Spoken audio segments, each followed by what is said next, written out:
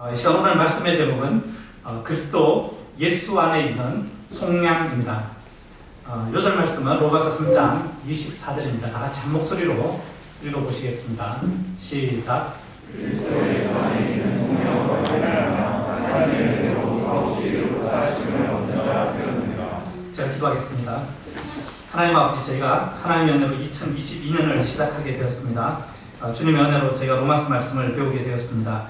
이 시간 로마서 말씀으로 귀한 종들의 이곳 예배에 오신 모든 당신의 자녀들에게 은총을 허락하여 주시기를 기도합니다. 예수 그리스도의 아름다운 의의 옷을 귀한 종들에게 입혀주시고 하늘의 놀라운 위로를 주시기를 간절하게 기도합니다. 부족한 종에게 성령의 기름을 부어주십시오. 예수님의 이름으로 기도합니다. 아멘. 몸이 아파서 치료를 받기 위해서는 먼저 자신의 몸 상태를 정확하게 알아야 합니다. 그래서 어디가 어떻게 아픈지를 알고 그렇게 해야 어디가 어떻게 아픈지를 알고 치료를 받을 수가 있기 때문입니다. 마찬가지로 우리 인생들도 죄에서 구원을 얻기 위해서는 먼저 하나님 앞에서 우리가 얼마나 죄악되고 죄로 병든 자인지를 알아야 합니다. 오늘 말씀은 우리 인생들에게 우리의 영적 실상이 어떠한지를 적나라하게 알려줍니다. 뿐만 아니라 치료법과 확실한 구원의 길까지 제시하여 줍니다. 이 시간 본문을 통해서 우리 영혼의 실상과 그 구원의 길이 되시는 그리스도 예수님 그 안에 있는 속량에 대해서 배우기를 기도합니다. 제1장 하나님의 진노 아래에 있는 인간들, 다 같이 1장 18절을 읽어보겠습니다. 시작.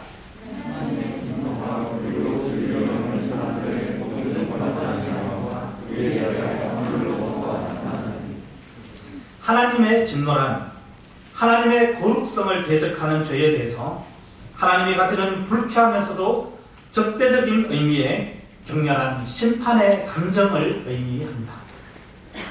하나님은 이러한 감정을 누구에게 거붓고 있습니까? 불의로 진리를 막는 사람들입니다. 바울은 이들의 죄를 두 가지로 이야기합니다. 첫째는 모든 경건하지 않음입니다. 매우 부귀하다는 뜻입니다. 경건이란 쉽게 말해서 하나님을 경외하고 사랑하는 신앙심을 가리킵니다. 그러므로 경건하지 않다는 것은 하나님을 사랑하지 않고 하나님을 존경하지 않으며 경외하지 않는다는 뜻입니다. 이러한 불경건은 영어로 God dismiss라고 합니다. 진주 기자님 맞습니까? 네. 즉 하나님이 없는 것이 불경건이라는 뜻입니다. 이것은 하나님이 실제로 없다는 의미가 아닙니다. 하나님은 분명히 계시는데 하나님이 없다고 우기며 하나님을 떠나 먼 나라로 가서 자기 마음대로 살아가는 것입니다. 이는 하나님을 무시하는 무서운 교만입니다. 이러한 불경건의 대표적인 죄가 21절에 나옵니다. 그것은 하나님을 영화롭게도 아니하고 감사하지도 않는 것입니다. 하나님은 우리 인간을 말 못하는 짐승이나 무당벌레가 아니라 하나님의 빛나는 형상대로 만들어 주셨습니다. 하나님조차도 심히 좋다. 와, 우리 여기 앉아있는 석준 형제님 얼마나 아름답습니까? 와. 제가 감탄한 게 아니고 하나님이 감탄합니다. 그야말로 영광스러운 신적인 존재로 창조해 주셨습니다. 그리고 친히 정성껏 빚은 신비롭고 아름답고 예술적인 육체를 우리의 영혼에 화려하게 입혀 주셨습니다. 이 하나님은 당신의 신적 지혜와 솜씨가 가득한 지구와 그 중에서도 기쁨과 행복이 가득한 에덴 동산을 만들어 주셨습니다. 그래서 이 땅을 다스리고 관리하며 하나님의 영광을 풍성하게 드러낼 수 있게 해 주셨습니다. 우주에서 정말 작은 한 점에 지나지 않는 우리 인간들이 창조주 하나님의 형상을 따라 만들어져서 이렇게 과분한 선물을 받고 그 놀라운 영광을 드러내는 삶을 살 수 있게 되었다니, 와, 이 얼마나 감사한 일입니까? 악함과 추함과 별 의미도 없는 것들을 발산하는 도구가 아니라 반짝반짝 눈부시게 빛나는 신적 영광의 도구가 되다니, 저는 어제 새벽 기도 시간에 이 사실이 너무나 영광스러워서 감격하였습니다. 하나님께 감사하지 않을 수가 없었습니다. 그런데 예수님을 믿지 않는 사람들을 보면 이러한 하나님의 은혜에 대해서 감사하지를 않습니다. 하나님이 주신 모든 것을 처음부터 자기 것이냐 우기며 자기 자신에게 영광을 돌립니다. 그래서 내가 얼마나 똑똑하고 뛰어난지 알아? 내가 이 세상에서 제일 멋지고 제일 예뻐 라고 자랑하기에 바쁩니다. 하나님 주신 능력으로 자신이 조금이라도 노력했거나 자기가 먼저 찜한 것을 누가 건드리면 불같이 화를 냅니다. 그 모든 것을 가능하게 하신 하나님께 감사의 제물을 드리고 영광을 돌리라고 하면 강한 거부 반응을 일으킵니다. 내가 한 건데 라고 생각합니다.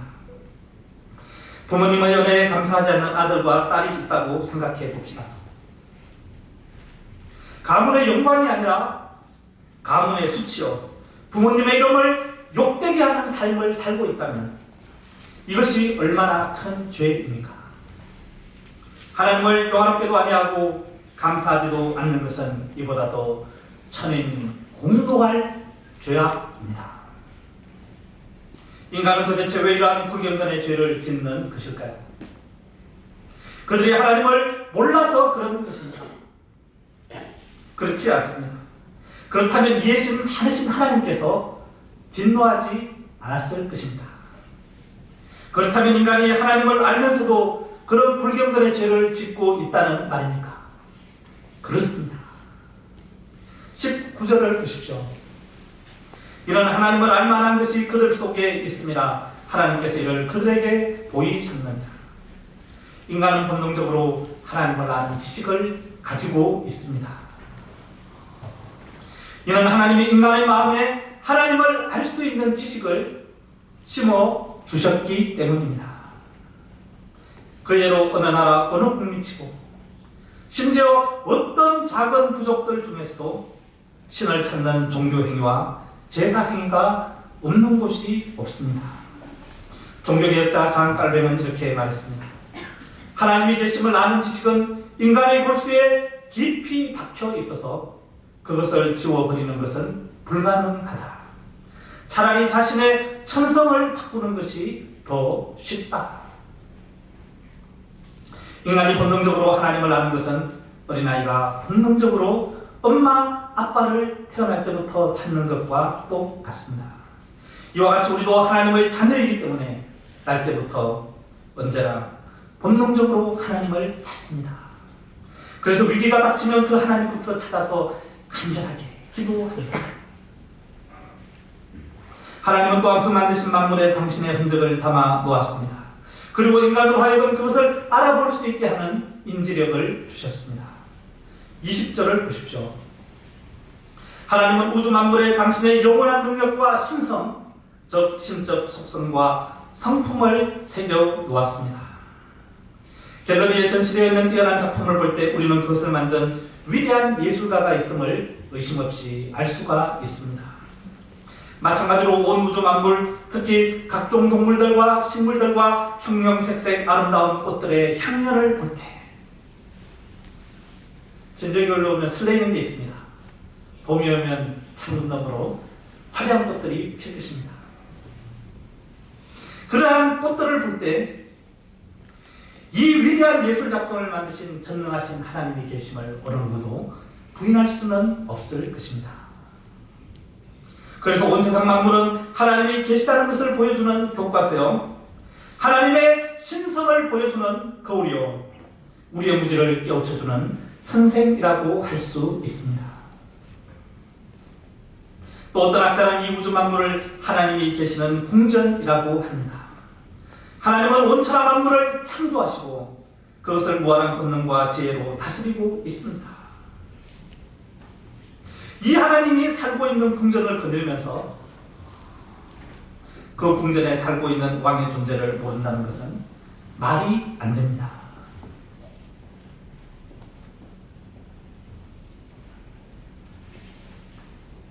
한 줄을 바꿔야 되는데.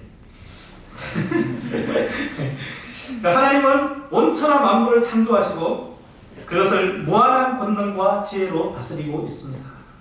그렇기 때문에 이 세상을 자세히 살펴보면 누구나 하나님이 살아계신 것을 알 수 있습니다.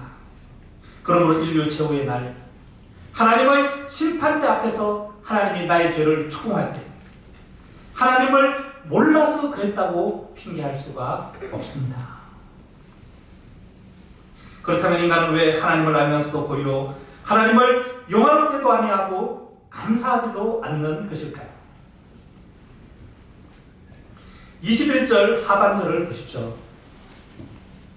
오히려 그 생각이 허망하여지며 미련한 마음이 어두워졌나니 그 이유는 인간이 죄로 인해 허무하고 헛된 생각을 하기 때문입니다. 그리고 그 마음이 풀리시 미련해져서 칠흑같이 어두워졌기 때문입니다. 때문에 하나님을 아는 지식의 씨앗이 우리 안에 있어도 잘 자라지를 못합니다. 헛된 생각의 가시와 어두운 죄악의 잡초가 그 씨앗을 뒤덮고 있습니다. 그래서 하나님을 알기는 아는데 하나님을 영화롭게 하고 감사할 능력을 도무지 발휘할 수가 없는 것입니다. 22절을 같이 읽어보겠습니다. 시작.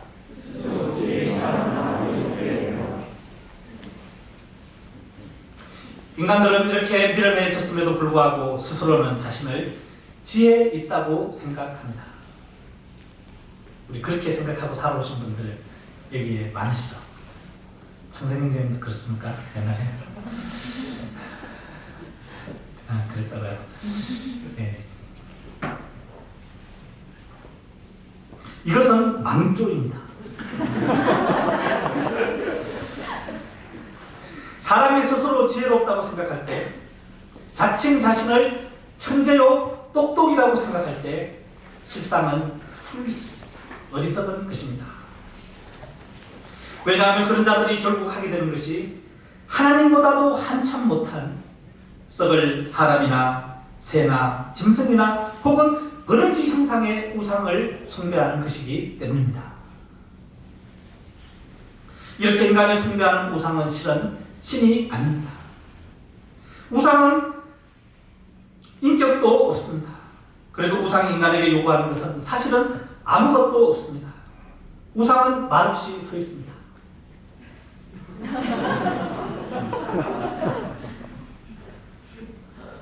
그 돈은 뒤에서 인간이 가져가는 거예요.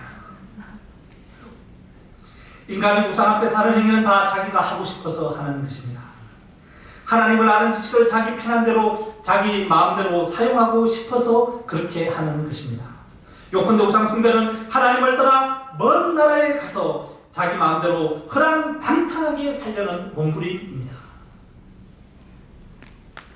이렇게 자기 마음대로 살려고 할 때 즉각적으로 하게 되는 것은 자기의 정욕을 채우는 것입니다. 우상 숭배에 대해 이야기하는 23절에서 25절까지 해서 가운데 있는 24절에서 바울은 정욕을 우상 숭배와 결부시킵니다. 고대 우상을 숭배하는 종교나 오늘날 현대 종교 모두 이 우상 숭배의 본질은 인간의 욕망을 충족시키는 데 있습니다. 그래서 우상 숭배를 하면 할수록 쾌락을 추구하는 함정에 빠지게 됩니다. 겉으로는 신을 섬긴다고 구실을 세웠지만 자신들의 더러운 욕망을 채우는 구실을 만드는 것이며 결국은 자신들의 몸을 욕보입니다. 사람이 섬기는 우상들 중 썩어질 사람들이란 강한 권세를 가진 왕이나 많은 사람들이 우러러 보이는 위인들이나 요즘은 BTS 같은 연예인들이 대표적인 예입니다. 그들이 잠시 몇십 년 화려할 수는 있으나 결국 얼마 안 가 죽어서 썩어질 것입니다. 썩어질 사람 우상은 이들만 있는 것이 아닙니다. 썩어질 자기 자신을 우상으로 숭배하는 이들이 사실은 더 많습니다. 이런 사람들은 자기 자신을 지독하게 사랑합니다. 지독하게 이기적이고 지독하게 자기 자신을 위해서만 살아갑니다. 교회에 와도 사실은 하나님을 경배하고 있습니다. 이 설교를 들어도 나를 만족시켜 주는가? 나를 유익하게 하는가? 나를 희생해서 나를 제물로 하나님께 바치고 있는 것이 아닙니다. 이런 사람들은 자기를 부인하지 못합니다. 그들의 입에서 나오는 용어는 I, my, me, mine 등 주로 이런 나와 관련된 1인칭 단어들입니다. 이런 점에서 우상숭배의 밑바닥에는 자기를 하나님으로 섬기는 무서운 정욕이 깔려 있습니다. 다시 말해 우상숭배의 본질은 세워놓은 어떤 형상에 있는 것이 아닙니다. 자기 자신을 하나님의 자리에 앉히려고 하는 무서운 교만에 있는 것입니다. 하나님은 이러한 불경건의 죄에 대해서 무섭게 진노하십니다. 하나님은 또한 불의에 대해서도 진노하십니다. 인간이 조물주이신 하나님보다 피조물을 더 경배하고 섬기며 우상을 숭배한 결과가 무엇입니까? 하나님은 생명을 잉태하고 서로 하나됨의 사랑을 나누도록 하기 위해서 고귀한 목적으로 성을 결혼의 테두리 안에서만 허락하셨습니다. 결혼의 축복된 선물입니다. 그런데 불경건한 인생들은 하나님이 정한 이러한 창조 질서를 깨고 각종 음란한 행위를 하며 더 나아가 여자가 여자로 더불어 그리고 남자가 남자로 더불어 부끄러운 짓을 하기도 합니다. 하나님이 정한 창조 질서의 경계를 마음대로 무너뜨립니다. 결혼을 하찮게 여깁니다. 29절을 보면 인간들은 또한 그 마음의 불의와 추악함과 아무리 가져도 만족할 줄 모르는 탐욕과 끊임없이 악을 도모하는 악의가 가득합니다. 뿐만 아니라 다른 사람들이 조금이라도 잘 나가면 독한 시기심을 품고 미워하며 살인까지 저지릅니다. 또한 미끼를 던져 남을 속이는 사기 행각을 벌이고 다른 사람들의 허물에 대해서 수근수근 하는 것을 낙으로 여기며 살아갑니다. 30절을 보십시오. 이들의 입에서는 연약한 자를 이해하는 사랑과 위로의 말이 나오지를 않습니다. 따뜻한 긍휼의 말이 나오지를 않습니다. 늘 남을 비판하고 비방하며 비난합니다. 그러면서 자기를 높입니다. 그들은 하나님을 미워하며 자신을 낳고 키워준 부모도 거역합니다. 31절에서 바울은 이들을 우매한 자라고 말합니다. 이런 그들은 약속을 쉽게 어기며 자신의 디그니티를 스스로 훼손해 버립니다. 사람들의 타락은 본능적인 인간의 정맛을 외면하는 무정하고 무자비한 지경까지 쏜살같이 달려갑니다. 바울 당시 로마 사회에서는 유행하는 악습이 있었습니다. 부인이 아이를 낳고 나면 깨끗이 씻어서 남편 발치에 둡니다. 그러면 그 아이 아버지가 누워서 발 아래를 한번 힐끗 내려다보다가 마음에 들면 품에 안고 일어납니다. 그러면 합격입니다. 그 집안으로 키우는 것입니다. 그러나 그 아이 아버지가 아이를 살펴보다가 딸이라 실망해서 확 불어 누우면 악영만 그 아이를 가져다가 로마 시내 광장에 갖다 버립니다. 그래서 날마다 30명에서 40명의 아이들이 내버려져 그렇게 울다가 죽어갔다고 기록되어 있습니다. 32절을 보십시오. 이러한 비정한 짓을 행하는 자는 하나님이 천벌을 내려 죽일 것이라는 것을 그 죄를 짓는 인간들은 양심을 가지고 있기 때문에 알고 있습니다. 그러면서도 이러한 일을 행할 뿐만 아니라 다른 사람들이 그러한 악행을 저지를 때 박수 갈채를 보내며 즐깁니다. 사탄의 모습이 따로 없는 것입니다. 이러한 죄악들이 나와는 무관한 것일까요? 우리가 눈에 보이는 행동으로는 그러한 죄를 안 지었을 수 있습니다. 난 모범생이야. 그러나 우리 역시 동기와 기회와 환경과 명분만 주어진다면 이러한 불의를 저지를 수 있는 가능성이 내 속에 있습니다. 생각으로는 이보다 더 끔찍한 수많은 죄악들을 수없이 사실은 저질러 왔습니다. 거룩하신 하나님은 내 속에 있는 그러한 죄의 성량과 소욕과 작은 생각까지도 살피시며 진노하십니다.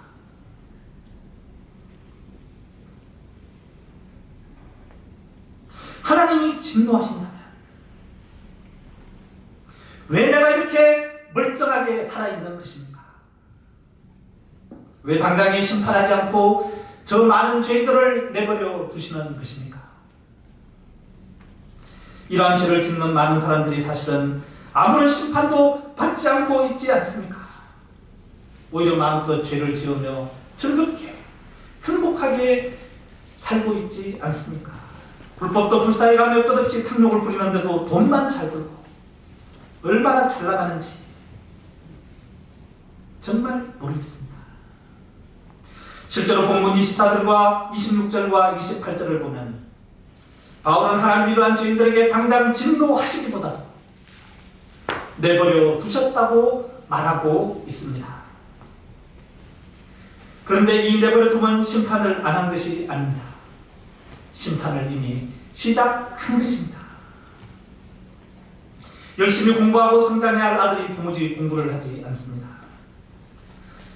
고3이 되었는데도 날마다 비행 청소년들과 어울리고 술 마시고 음주운전에 사고까지 그리고 성폭행 죄까지 저지릅니다.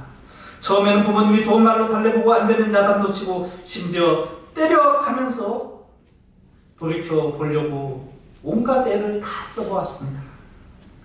그러나 부모의 말을 도통 듣지를 않습니다. 이에 부모는 너무나 화가 나서 이제는 네 마음대로 해! 네 마음대로 해! 하며 내버려 두게 되었습니다. 그 후 아들은 마약에까지 손을 대어 마약 중독자가 되었고 감옥에 가게 되었습니다. 네 마음대로 해! 네 마음대로 해라. 이것은 사랑을 포기하는 것입니다. 포기의 결과는 멸망입니다. 이런 점에서 버려두는 것은 얼마나 무서운 진노의 심판입니까? 신앙생활을 제대로 안 해도 잘 나간다는 사람은 정말 무서운 진노의 심판 중에 있는 것입니다. 그가 버는 많은 돈이 그를 멸망의 길로 이끌 것입니다. 천국에서 그가 받을 모든 상급을 깡그리 없애버릴 것입니다. 28절을 보면 하나님이 저희들을 내버려 둔 결과 마음을 상실하게 되었습니다. 상실했다는 말은 원래 동전을 만드는데 규격이 잘못돼가지고 동전으로서의 가치를 잃어버렸다는 뜻입니다. 즉 인간이 그 마음의 가치를 상실했다면 그 마음이 무가치해졌다. 그 영혼이 짐승과 다를 바가 없는 상태가 되었다는 뜻입니다. 이 얼마나 무서운 심판이 죄인들에게 임한 것입니까? 그러나 하나님의 심판은 여기서 끝나지 않습니다. 그들의 범죄를 다 쌓아두었다가 최후의 날 그 모든 죄를 영원히 불타는 지옥에서 철저하게 심판하실 것입니다. 제2장 값없이 의롭다 하심을 얻은 자 되었느니라. 3장 23절에서 26절까지입니다. 다같이 3장 23절을 읽어보겠습니다. 시작.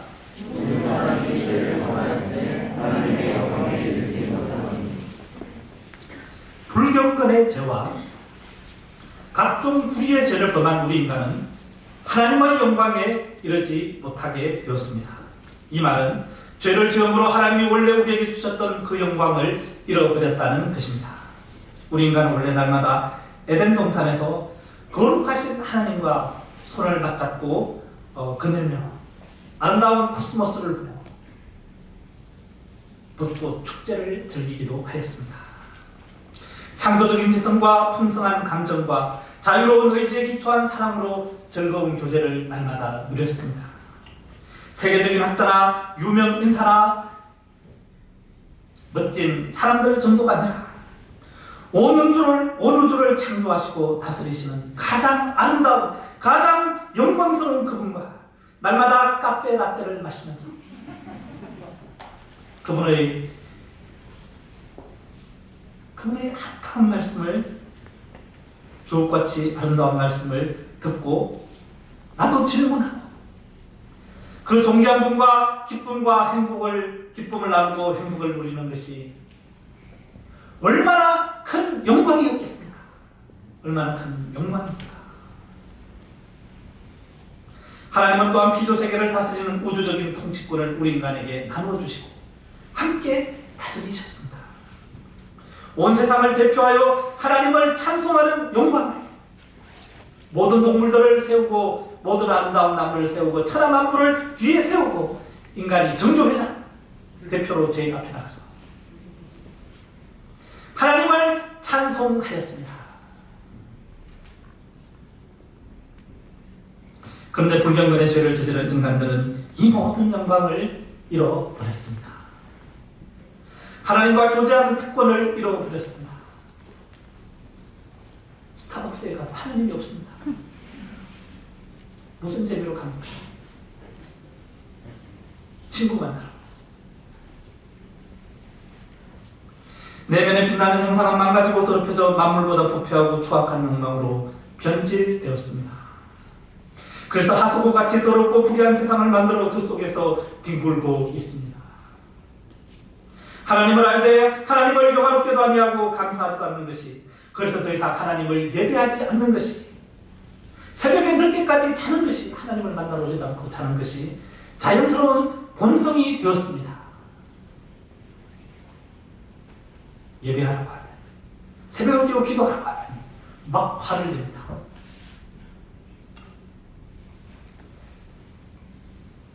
뿐만 아니라 온 우주 만물을 통치할 수 있는 통치권자로서의 위신이 완전히 무너져 내려버렸습니다. 체면이 말이 아닙니다. 그 결과 자연 만물이 우리를 대적하게 되었습니다. 즉각 멧돼지까지, 독사와 사자를 비롯한 각종 짐승이 우리를 향해 달려들고 있습니다. 감히 내가 누군데 달려들고 있습니다. 지진이나 산불 같은 천재지변이 일어나 우리 인간을 삼켜버리고 있습니다. 가뭄이 우리 인간을 목말라 죽게 하고 있습니다. 온 우주 만물이 통치권을 상실한 우리 인간을 대적합니다. 하나님이 주신 영광이 얼마나 심각하게 손상되었는지 이제 우리 인간은 어느 누구도 하나님의 영광에 이를 수가 없습니다. 무엇을 자랑하고 있습니까? 내 자랑하는 그것이 내 아름다운 미모와 나의 능력이 가히 하나님의 영광에 이를 수가 있겠습니까? 로마서 5장 23절을 보면 저의 삭은 사망이라고 하였습니다. 이 사망은 단순히 육체의 죽음을 가리키는 것이 아닙니다. 하나님의 영광을 완전히 상실한 채 지옥 불못에 들어가 영원히 죽음의 고통을 겪는 것입니다. 그곳에는 너무나 고통스러워서 자살을 하고 싶어도 할 수 없는 곳입니다. 너무 고통스러워서 자살을 하고 싶은데 자살을 할 수 없는 그 고통을 영원히 겪는 것. 그래서 그것이 지옥입니다. 함부로 자살을 하면 더 큰 고통이 기다리고 있습니다. 죄를 범한 인간은 이러한 지옥의 죽음으로써 그 대가를 반드시 지불해야 합니다. 하나님은 이런 우리 인간이 너무나 불쌍해서 속이 탔습니다. 이들의 죄를 생각하면 진노가 일어나지만 불같이 화가 나지만 너무나 불쌍해서 그 마음이 아파서 견딜 수가 없었습니다. 그렇다고 그들의 불의를 그냥 눈감아 줄 수도 없었습니다. 하나님은 의로운 분이십니다. 거룩하신 분이십니다.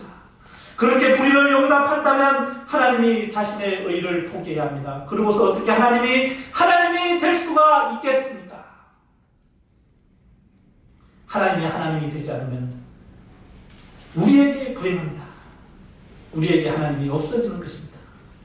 하나님은 그러한 자신을 포기할 수가 없는 것입니다. 하나님은 수많은 밤을 고민하며 괴로워하셨습니다.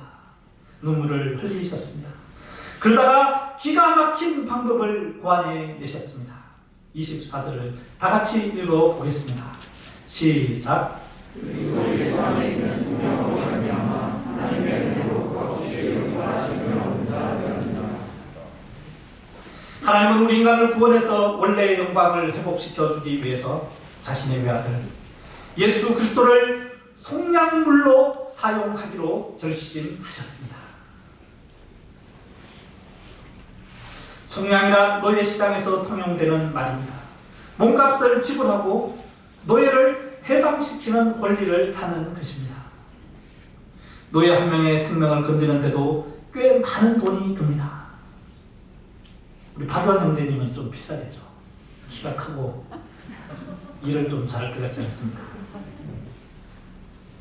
우리가 운전하다 신호 위반, 속도 위반의 죄만 범해도 과태료를 지불해야 합니다.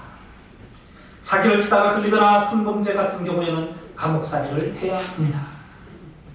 그 죄값만 지불하려고 해도 속이 쓰리고 밤에는 잠이 오지 않습니다. 하물며 우리가 평생 동안 하나님 앞에 지은 죄를 다 합하면 얼마나 많은 대가를 지불해야 하겠습니까? 우리는 내가 지은 헤아릴 수 없는 많은 죄 때문에 엄청난 고난을 받으며 주먹으로 얼굴을 쳐맞고 발로 짓밟히고 칙칙에 맞으며 두 손과 두 발에 못 박히며 그런 가운데 엄청난 고난을 받으며 피를 토하고 죽어야 했습니다. 죽어야 마땅합니다. 그런데 예수님이 우리 대신 십자가에서 죽음의 형벌을 당하심으로 우리의 죄값을 다 치루어 주셨습니다. 그 죽음은 참으로 수치스럽고 저주스럽고 너무나 고통스러운 것이었습니다. 예수님은 십자가에 달리시기 전날 밤 겟세마네 동산에서 이 지옥의 잔을 할 수만 있다면 자신에게서 옮겨달라고 핏방울이 되도록 심히 통곡하며 많은 눈물로 애원했습니다. 하나님, 아버지, 예수님조차 지옥의 형벌은 참으로 무섭고 두려운 것이었습니다. 그럼에도 예수님은 결국은 자신을 부인하고 하나님의 뜻에 순종하셨습니다. 그친 십자가에서 우리가 바로 내가 받아야 할 영원한 지옥의 선자를 마시셨습니다. 하나님의 영광을 받아야 할 그 귀하신 몸에, 하나님의 영광을 담아야 할 그 귀하신 몸에 지옥의 불덩이가 주는 고통과 상처를 하나씩 수없이 다 받아낸 것입니다. 이로써 예수님은 하나님의 진노를 유발한 우리 인간의 모든 불경건과 불의의 죄악을 속죄하셨습니다. 하나님과 우리 인간 사이의 화목 제물이 되신 것입니다. 그렇게 피를 간같이 흘려주시는 것입니다.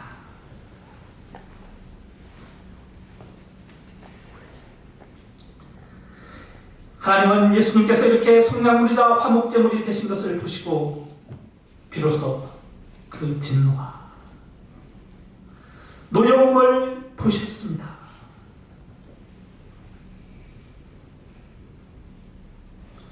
(26절을) 보면 하나님은 예수님의 속량 곧 희생제물이 되심을 보시고 우리 인간을 의롭다고 해주셨습니다. 어떤 사람이 어떤 죄를 지었든지 법정에서 판사가 무죄라고 하면 무죄인 것입니다. 하나님이 무죄라고 하셨습니다. 그런데 내가 왜 자꾸 나를 죄인으로 만드는 것입니까? 하나님이 무죄라고 선포하셨습니다. 우리는 우리의 구원을 위해서 어떤 대가도 지불하지 않았습니다. 고행을 한 것도 아닙니다. 예수님과 같이 십자가를 지고 몇 발자국을 따라간 것도 아닙니다. 채찍에 한 대도 맞지 않았습니다. 침뱉음을 받은 적도 없습니다. 우리는 아무것도 한 것이 없습니다. 다만 예수님의 십자가 성량의 은혜를 믿음으로 받아들였습니다. 그래서 값없이 공짜로 구원을 얻은 것입니다.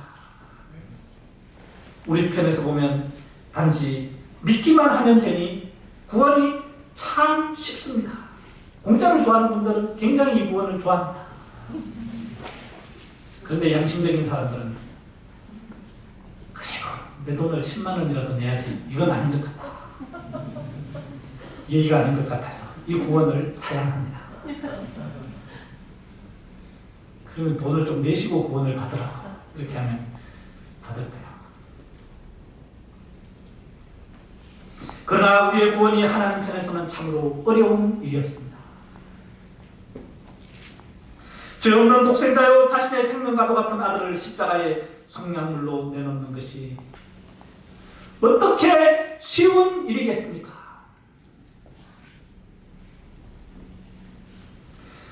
아들이 죽는 것을 지켜보는 아버지의 마음이 어떤 것인 줄을 아십니까?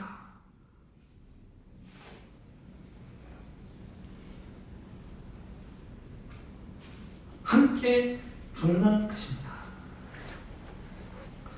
외아들 독생자 예수 그리스도를 십자가의 죽음에 내어주시며 하나님은 그 꺼져가는 생명과 함께 죽으셨습니다. 자기 자신을 그 아들의 몸에 엎으며 자기를 죽인 것입니다. 우리의 구원은 그러한 하나님의 희생으로 만들어진 것입니다. 이것은 결코 쉬운 구원이 아닙니다. 하나님은 나의 구원을 위해 왜 그렇게까지 희생을 하시는 것입니까? 내가 그만한 가치가 있는 것입니까? 아닙니다. 요한복음 3장 16절은 말합니다. 하나님이 세상을 이처럼 사랑하사 독생자를 주셨으니 이는 그를 믿는 자마다 멸망하지 않고 영생을 얻게 하려 하심이니라. 나는 하나님을 배신했습니다. 나는 하나님을 알되 하나님을 영화롭게도 아니하고 감사하지도 않았습니다. 각종 불의의 죄를 짓고 살아왔습니다. 내 속에 악한 생각이, 악한 죄악이 얼마나 많은지요. 밖으로 보이는 내가 아닙니다. 내 속에 로마서 1장에서 바울이 지적하고 있는 모든 죄가 담겨 있습니다. 오 하나님, 저는 죄인입니다. 오 하나님, 저는 흉악한 죄인입니다. 용서받을 수 없는 죄인입니다. 제 죄값이 너무나 커서 감당할 수가 없습니다. 저는 지옥에 갈 수밖에 없습니다. 그럼에도 하나님, 당신은 당신이 만든 나를, 배은망덕한 나를 변함없이 너무나도 사랑하십니다. 저를 너무나도 사랑하셔서 당신의 하나밖에 없는 독생자를 십자가에 내어주시고 나를 죄로부터 속량하여 주십니다. 하나님은 나 같은 죄인을 위해 당신의 가장 소중한 독생자까지 속량의 제물로 십자가 위에 내어놓고 구원의 파티를 벌리셨습니다. 세상에 자기 아들을 제물로 삼아 죄인을 위한 잔치를 벌이는 아버지가 어디에 있습니까? 이는 아무리 생각해도 이해할 수 없는 은혜요. 하늘을 두루마리 삼고 바다를 먹물 삼아도 다 쓸 수 없는, 청량할 수 없는 사랑입니다. 하늘을 두루마리 삼고 바다를 먹물 삼아도 다스기로 가기로 갈 수 없는 은혜.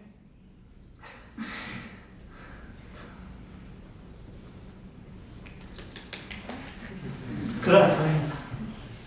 가만히 있습니다.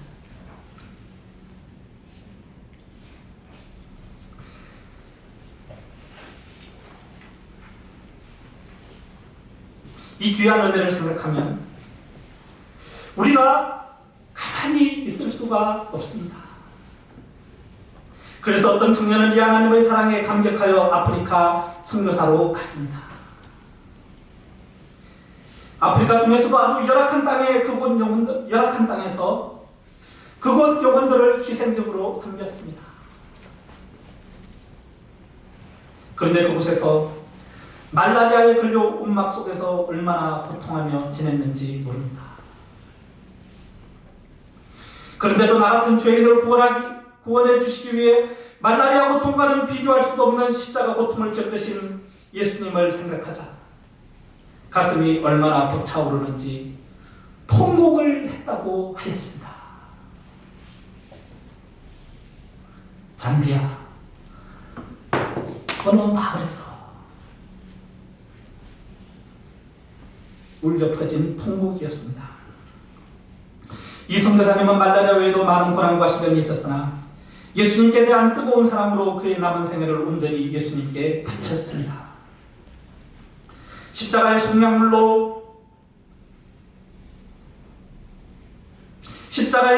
속량물이 되신 예수님은 죄악의 물결에 휩쓸려 멸망의 낭떠러지로 끌려가는 우리에게 하나님이 던져주신 구원의 밧줄입니다. 나의 구원을 위해 내가 할 수 있는 것은 따로 없습니다. 그냥 하나님이 튼튼하게 만들어주신 이 밧줄을 믿음으로 확 붙들면 됩니다. 믿으면 됩니다. 하나님은 이런 우리를 의롭다 해주시며 구원해 주십니다. 우리가 이 구원의 밧줄을 꽉 붙잡기를 기도합니다. 손을 한번 들어보시고, 하나님이 구원의 밧줄을 십자가에 던졌습니다. 그 십자가 나무가 죄악의 물결에 휩쓸려가는 나에게 오고 있습니다. 자, 붙잡아 봅시다. 하나님의 사랑이 너무나 감사합니다. 기도하겠습니다. 하나님 아버지, 하나님을 알 때 하나님을 영화롭게도 아니하고 감사하지도 않고 각종 불의에 빠져 하나님을 슬프시게 하고 지옥 형벌을 받을 수밖에 없는 저희 죄인들을 사랑하사 독생자 예수님을 구원의 밧줄로, 속량물로, 희생제물로 십자가에 허락하신 은혜를 감사합니다. 저희가 다만 이를 믿고 그 구원의 밧줄을 붙들고 하나님의 구원의 은혜를 누리기를 원하시는 사랑을 감사합니다. 염치 없지만 저희가 믿음으로 이 사랑의 밧줄을 붙듭니다. 예수님의 이름으로 기도합니다. 아멘.